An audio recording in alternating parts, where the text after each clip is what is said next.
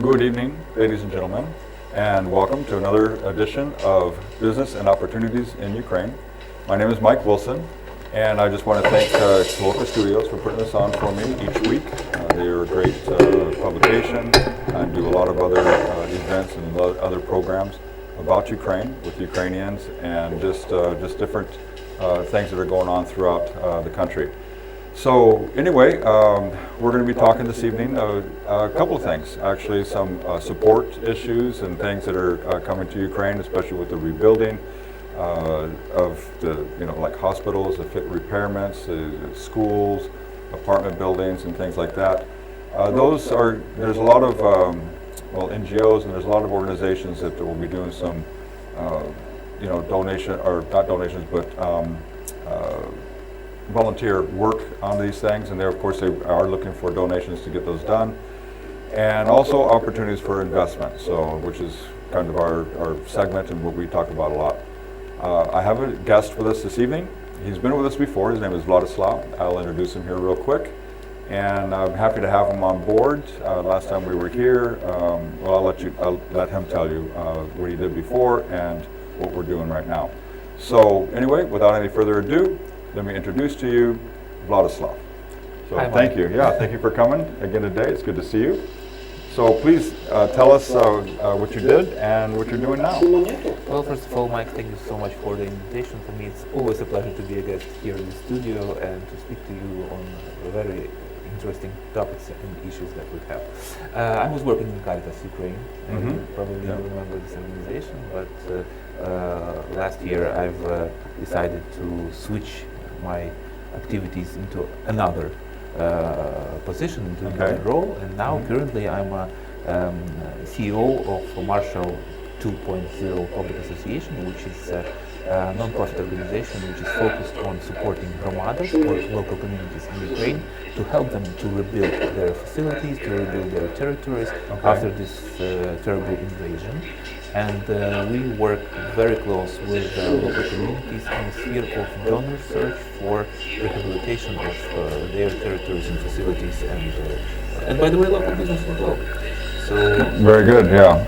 So that's good, and I'm going to get to learn a little bit more about it this evening. We haven't had a chance to really talk before today's meeting, and so I'm looking forward to diving into that and finding out the different aspects and realms. I know that you are looking for donors as well, and in a worldwide aspect. So we'll be talking extensively about that, and also you had touched on a little bit of some areas where they're looking for like solar energy and things like that for communities and cities that are looking to boost and replace their current energy sources. But Caritas, of course, we at the time that you and I had met, my daughter and her mom were in Tatriv at the Caritas facility there, which is a magnificent facility in the mountains. Very serene, very quiet, and it was extremely safe. No sirens, no threats. It was just an absolutely great place. It was a haven for my daughter and her mom, Irina. And so I was very, very thankful for that. It took a lot of load off of me. It kept me at peace, and I would go there once a month and visit them for the weekend or for a few days, and just enjoy that time there as well, as I then come back here and deal with the things that we needed to deal with in Kiev. But so I'm greatly appreciative of Caritas. I mean, they stayed there for nearly 7 or 8 months, and they had a nice apartment. They had 3 meals a day, their diapers, food, clothing, just everything was just really provided, and it was all from the donors from around the world. And I remember being there one time helping them unload one of the semi-trucks, and it was a long bed semi-truck. It was a 45-footer, as we call it. I don't know how many meters that is, but it's 15 meters. Yeah, 15 meter truck bed, and it was full, front to back and to the top. And so it took us, and we unloaded at 10 in the evening in the snow and they're just so. It was. I mean, at first it was just like toys came out, dolls came out, and clothing came out, and then the food was in there. There was just. I mean, we had so much food that was in there that the kitchen, we just had to start stacking it all over the kitchen, you know, and we didn't have storage space for it. So it was just amazing. But we had over 400, well, up to 400 people at this facility. So it took a lot of logistics to be able to take care of that. But Caritas was really organized. And it is now, by the way. Yeah, it is now, yes. It continues to support people. And Yeah. all people affected by this terrible war. And I must say that the Caritas team does a great job. I'm impressed. I'm blessed by them. Took care of my family, and you know, and so we do too. We also give back to Caritas when we can and stuff. So because we believe in it. They're not UNICEF. They're not these big Blue Cross Blue Shields or Red Cross. They're not these organizations that take all the money and you get, and the LA trickle goes out to help. Caritas is really the organization that really puts their money where their mouth is, and they really get in there and they give it. Well, yeah, that's really nice. But I want to say that you know I've took from Caritas a lot. To be honest, I mean, to speak about the experience, to speak about the project management approach, and I'm really glad. I'm really thankful for all those years that I was working in Caritas, and I took a lot of from that policies and skills, of course. And now I have a privilege and opportunity to implement the best practices, the best ideas now in this newly created non-profit organization, Marshall 2.0. And that is why, and by the way, the approach that we need to work on the field, on the ground with Hromadas, we are now trying to implement here in our everyday work with Hromadas, because we see that in some regions, for example, Chernihiv region, Sumy region, more or less the security situation allows to organize and to start the recovery processes. But Hromadas, many of Hromadas, they are still disoriented in the frame of where can they find the proper funding for their needs. And that is why we are collecting our efforts and we're trying our best to link these Hromadas with direct donor to guarantee this financial support and to start the recovery process where it can be safely done. Exactly, and it's, you know, that's important too, because people want to know where their money is going when they donate. And there's a lot of corporate donors out there as well. And you know, donations is a charity thing. Charity means love. It's giving, and so you know, so that's part of the aspect of that. You know, people are giving. There's a reward that comes with it, though.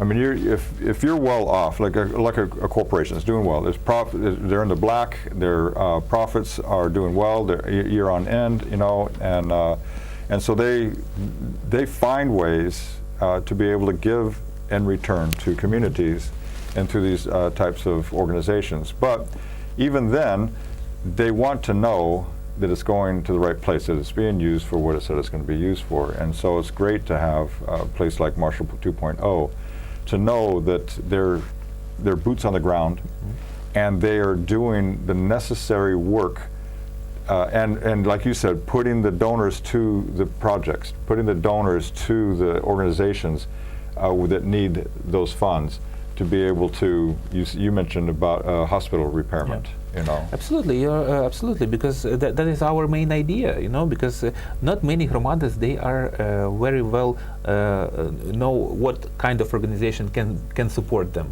and they are really disoriented, and sometimes they need like this guidelines and guidance in the frame of not only just to what kind of donor can they, for example, attract to finance the project in their Hromada, but also how to properly compose the project proposal, where to apply, how to apply, how to receive the feedback, and also what kind of procedures should they have on the ground, for example, for transparent procurement, for transparent recovery process, for collection of the feedback from the local civilians or citizens, local citizens, on how, what do they think they should do in the, for example, school restoration? Should it be third-floor building or two-floor building, or should they build 2 schools in the settlements, not one like it was previously? So it is, it's like a big dialogue in the community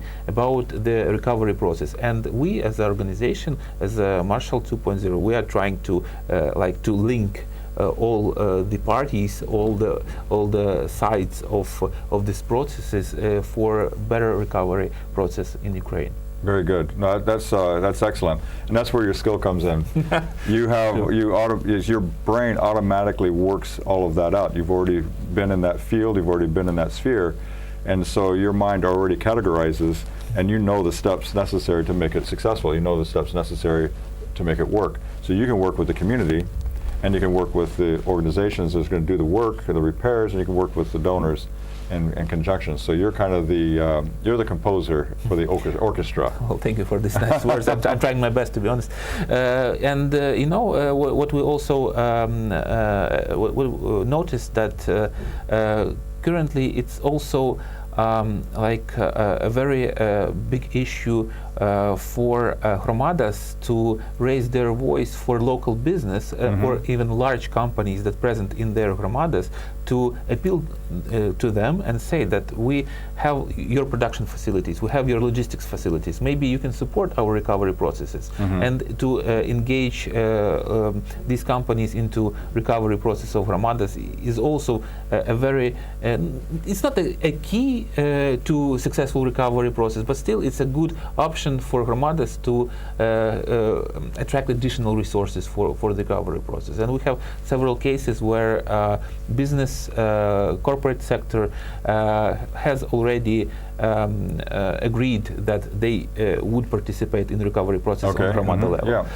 So that is why now the main point is to propose, to compose the project for recovery and to propose these projects to the certain donors. And here we have, unfortunately, not so, the situation is not so smooth, unfortunately, because donor organizations, mainly very large institutional donors, they consider financial support to hromadas through large national donor charity organizations or civil society organizations. And here we have this is like a big, not a bottleneck, but it's like a bit, it's kind of like how to say it very nicely. It's a small stock for the project implementation on the ground, because we need to apply for with this project to national charity organization, a large charity organization. Then they will receive financial support, and then this money will come to local office of the national charity organization, and only then these funds will go directly for the project implementation on the field. But it takes time. Unfortunately, it takes time. So that is why there's a bit of a bureaucracy that's involved in that. That's the unfortunate part. Sometimes the wrong people want to get their hands on it, and that's what slows down or stops the process from the donor to the end product, to the end restoration, and to go all the way from there to there, like you said, takes time. The planning part, that actually goes smoother and quicker, because you can work that out on documentation, you can work that out on blueprints, you can work that out on infrastructure, you can get all of that taken care of. But the bottom line is that everything requires money to operate. And even as a CEO for an NGO, Marshall 2.0,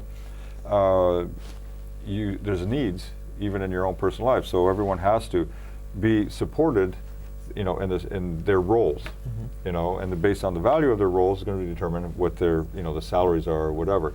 So there are expenses, or what we call overheads, on any organization, whether it is a charitable organization or whether it's a corporate for-profit organization. Absolutely. So non-for-profit, is are great organizations, like for supplying humanitarian aid, supplying vehicles, ambulances, and doing the repairs, like I said, for hospitals or schools, and so that it gets the community restored, back to a normal living and allow people the society to live in peace.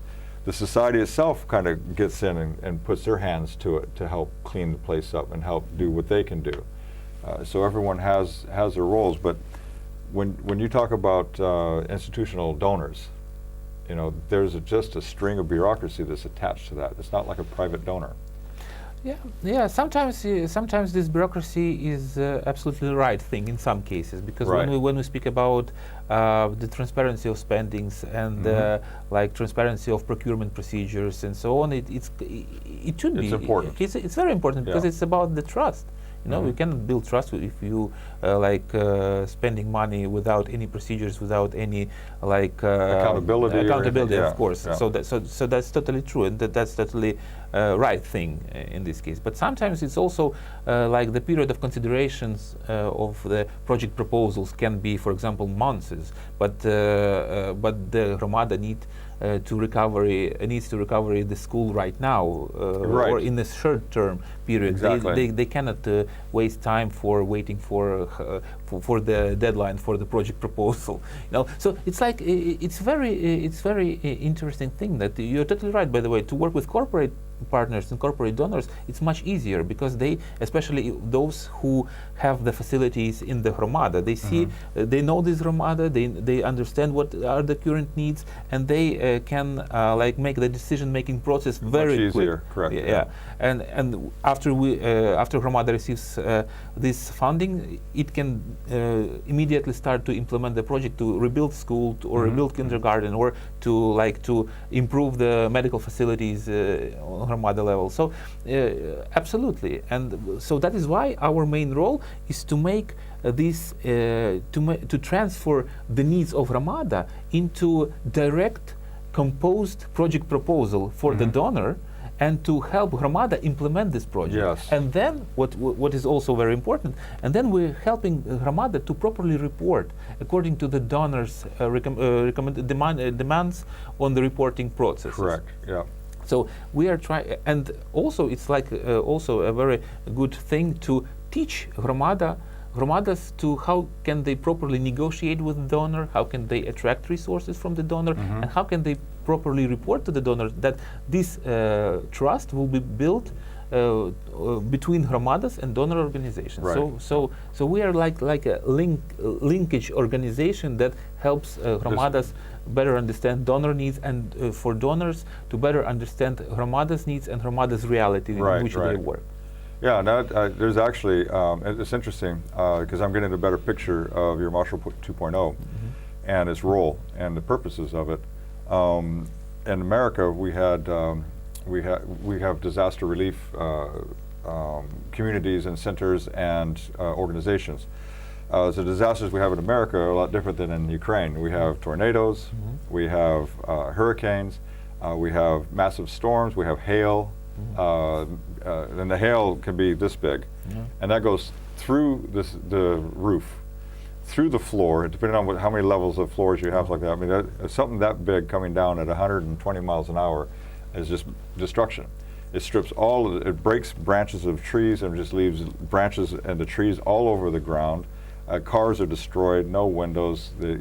Some of them are completely totaled. So I mean, and this, especially in the Midwest. The Midwest is the most common with tornadoes and hailstorms and things. But there's still, at any point from east to west of the United States, we can still have hail.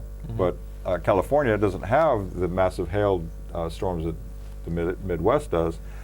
But California has earthquakes, So there's different disasters that go on. So the United States is disaster-ridden, as we say, because Ukraine is really peaceful in that sense of natural disasters.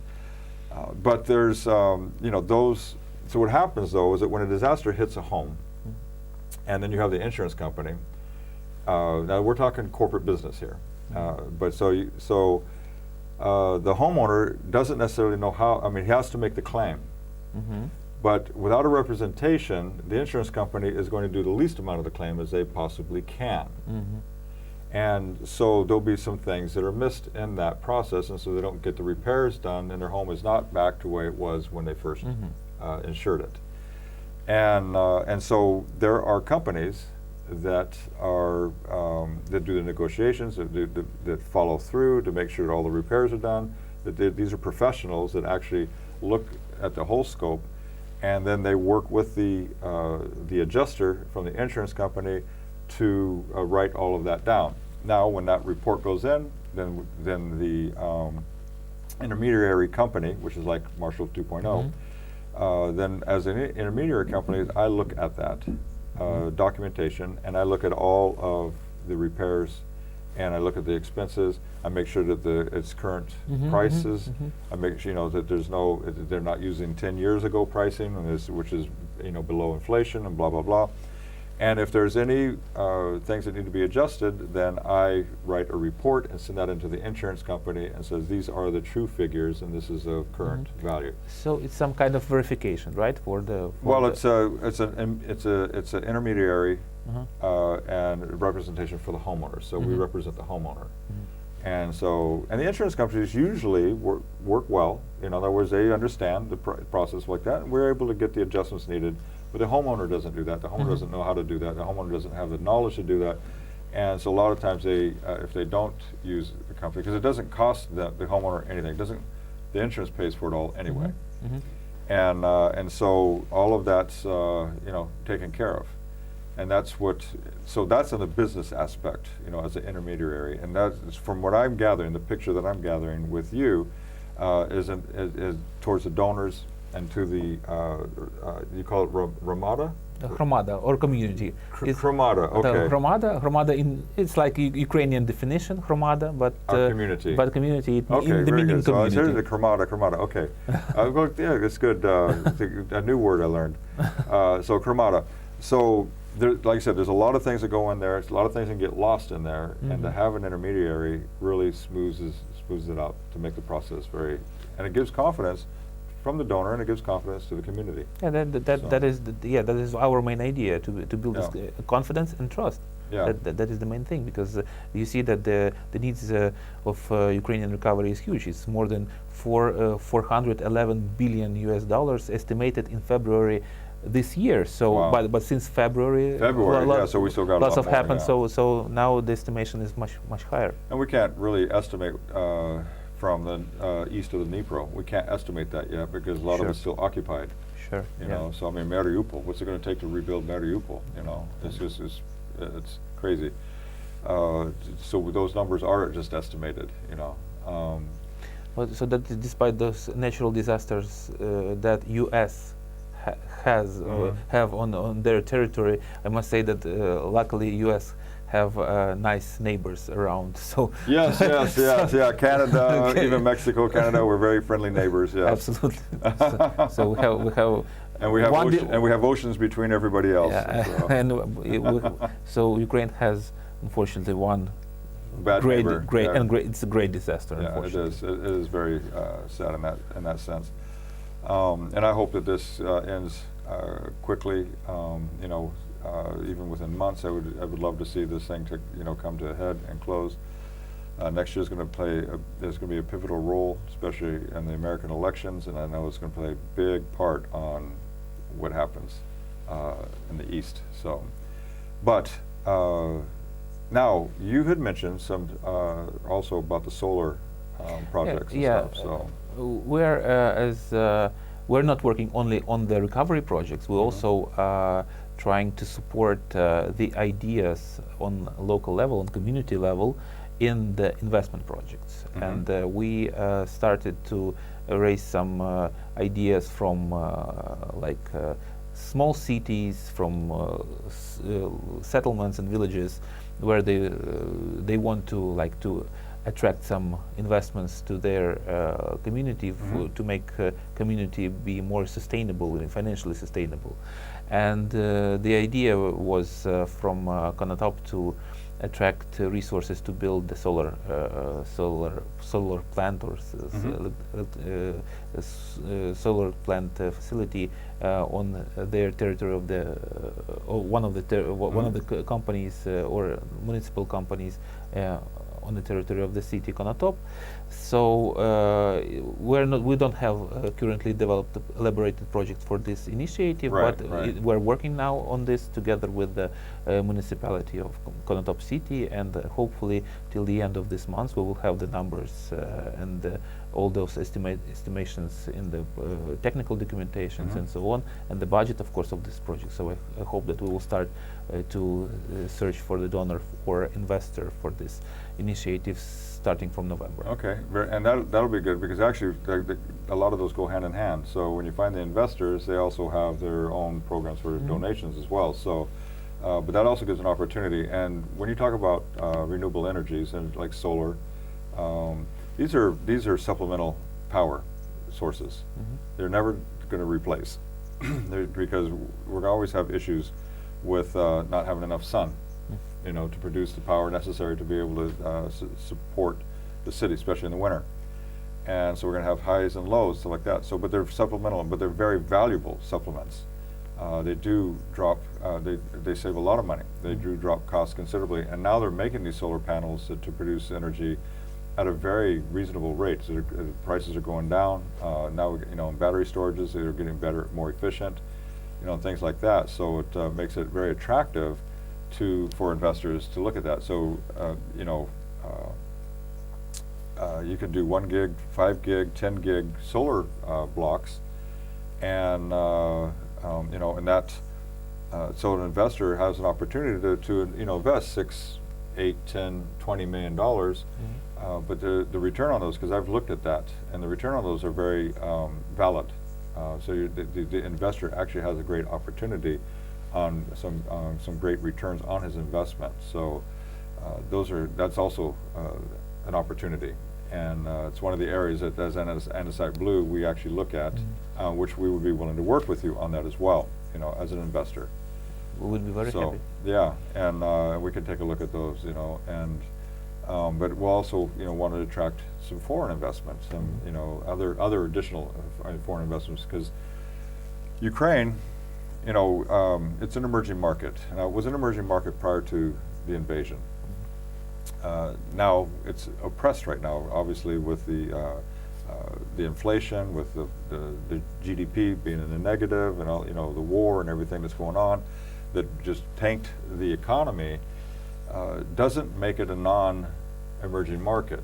It actually makes it a fantastic opportunity for investors. And I know that we have institutions that are actually just eyeballing Ukraine. We've already got some reconstruction investors coming in and developers coming in for housing and commercial buildings and stuff like that. So that's all being done. There's going to be manufacturing buildings going to be restored. There's going to be new ones being made.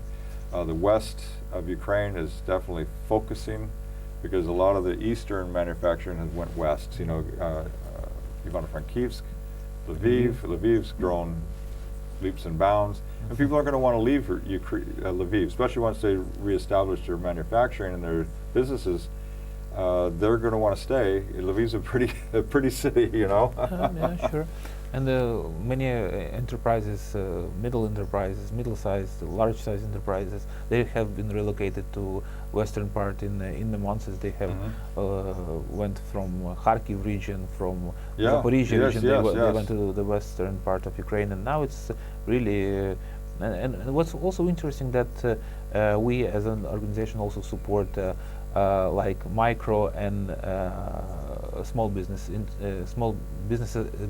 and entrepreneurs relocated from war-affected regions to safer regions. We are also help them to engage some grant support for their business. That's fantastic. Yeah, and we are working closely with the women's commercial association. They they provide assistance not only to women entrepreneurs but also to all the entrepreneurs, but mainly focused on women. And what's interesting that they said that in Ukraine now it's there is a highest need to support women entrepreneurship, because in many families husband now is on the front line. Right. Yeah. And the woman has to support. And the woman has to support and to save the business of her husband, because now he's on the front line and she and the business continues to grow. Yes. And she needs to understand all the processes of the business planning and so on. So for her, it's a greatest challenge. So we also need to support that woman. Absolutely. It's one of my desires here also is to design and to start a business school in Kiev that does exactly that. To teaching the concepts and principles of business, the support. And so we would gather all the support, but mainly is to re-educate the mind on, especially in entrepreneurship. That is really vital on as independent business owners and growing. So it's not just for the entrepreneur, but it's also for the corporate level as well. So, but we want to do that education process to get people together. But you and your organization, and this is through Marshall 2.0, that support. Yes, yeah. as well, So that's absolutely fantastic. So you have a real broad spectrum in your company. That is right, because we want to support Hromadas as well on the trying to support their local business as well, because we understand that the resilient community is where there is a business structures operate efficiently, where they can have like paying taxes, Yes. and these taxes go directly to the Hromada. So Hromada would be more sustainable and more perspective in the frame of development. So for us it's also very important. So it's basically we have like three main directions. The first one is the recovery project. The second one is investment to Hromada in the frame of using in the right way their own production facilities and opportunities. And the third one is supporting entrepreneurship. That's absolutely fantastic. So that is why we're trying, and we see in this a huge perspective, because we met with many donors, and some of them say that, well, we consider to support not the recovery process, but we want to support local entrepreneurs, relocated entrepreneurs, because we see that this is like the middle class is anyway. This is the pushing power of the middle class is the support of any national economy. We're always going to have our low class or poor, and we're always going to have the wealthy. But it's not wealthy and poor. That's not any economy involved in that. It's all in the middle class. That's what made the United States so robust. Especially after World War II, it just the developments and the opportunities and businesses and everything came in there, and it was just that really expanded the middle class. The baby boomer era, which I'm a part of, I'm a baby boomer, is that golden age of middle class that really was robust and was what really made the United States strong. The United States is beginning to tip and falter because they're losing that middle class, but that's because the elites are trying as hard as they can. The bureaucrats and the politicians are looking to destroy that because they're trying to make it more socialistic, and socialism never works. It doesn't provide any opportunities at all. But it gives power to the elite, which they like, and they like to rule on that power.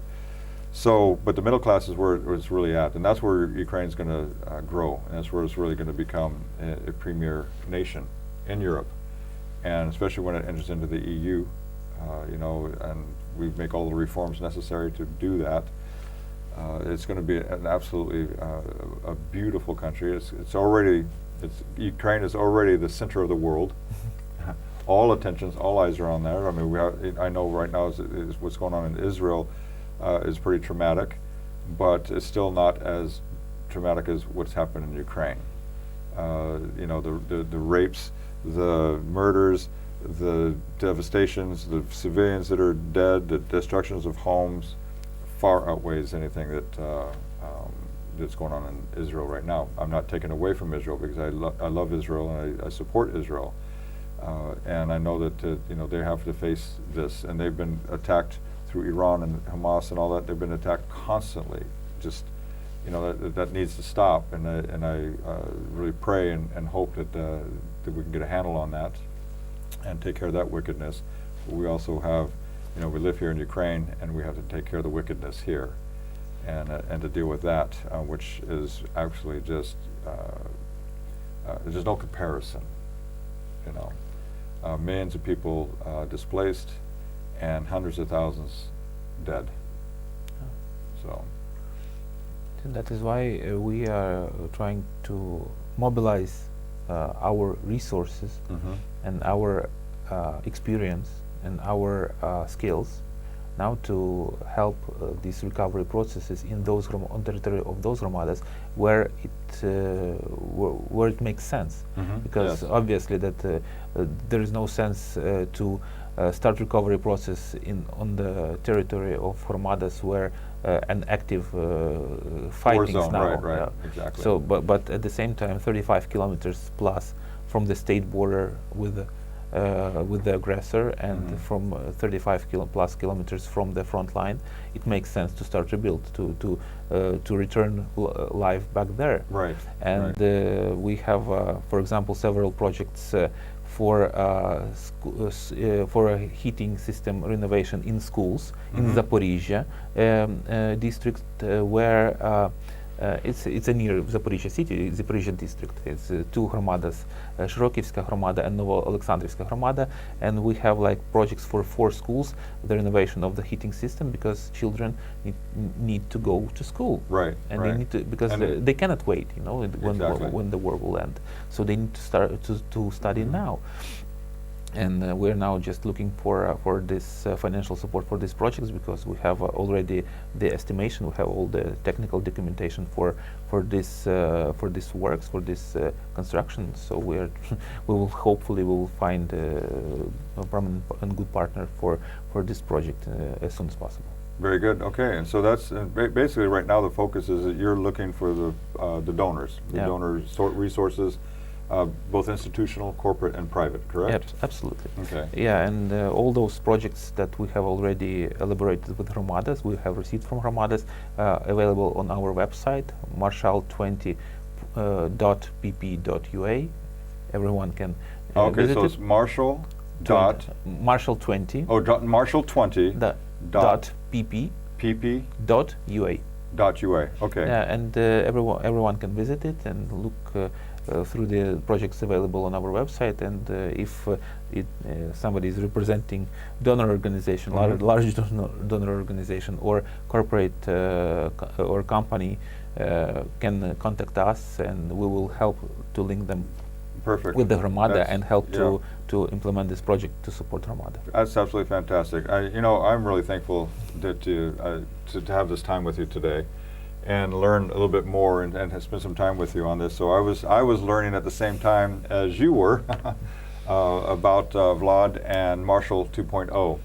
And so there's really a lot of opportunity, again, for the donors, whether it's private, corporate, or institutional donors, to really put the money in the right place, because Vlad, he has the experience.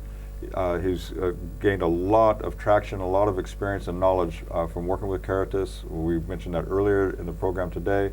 I've mentioned Caritas even last year, because I was just absolutely so thankful for what they've done for my family and kept my daughter and her mom safe. So again, whether it's investment opportunity, whether it's donor opportunities, there was just really, really good resources here, and I really recommend Marshal 2.0, and that is marshal20.pp.ua, and you can go there and be able to see the organization and also be a part of it and be a part of the restoration and the recovery of Ukraine. There's a lot of work to be done here, and there's a lot of opportunities, and there's a lot of and also a lot of opportunity for donating your own time and hands, into something like this. So many people have talent and skills and knowledge that we need, and we're happy to talk to you, and we're happy to receive your gifts and just your efforts and your time, and those are very valuable to us as well. So Well, thank you for joining us this evening. Really appreciate the time. I really appreciate spending time with you, Vlad. Thank you so much for having me today. Yeah. It's always nice to talk with you, and I like your English level. Well, I'm trying, but Yeah, it's very good. Needs to be improved. I didn't see any challenges there, and you articulated very clearly. So, so anyway, I wish you a very good week, and I look forward to seeing you next week. And I'll have a special guest there in that time that will go over some more of the businesses and opportunities. I keep stressing that. I just keep encouraging you. As I said before, if you're an entrepreneur, now is the time to get started. Now's the time to work on your dream. That's just don't wait. You know, you don't. Like I said, if you keep waiting, then you're just going to keep putting it off. And when the opportunity is right, it's going to be wrong. You know, so the opportunity is right now. So entrepreneurs, it's time to get busy. Investors, you know, there's already opportunities here right now to be able to invest into, with great rewards, great returns on those investments. And for donations and donors, again, I am highly recommending Marshall 2.0. So have a good evening, and I'll see you next week. Slava Ukraina.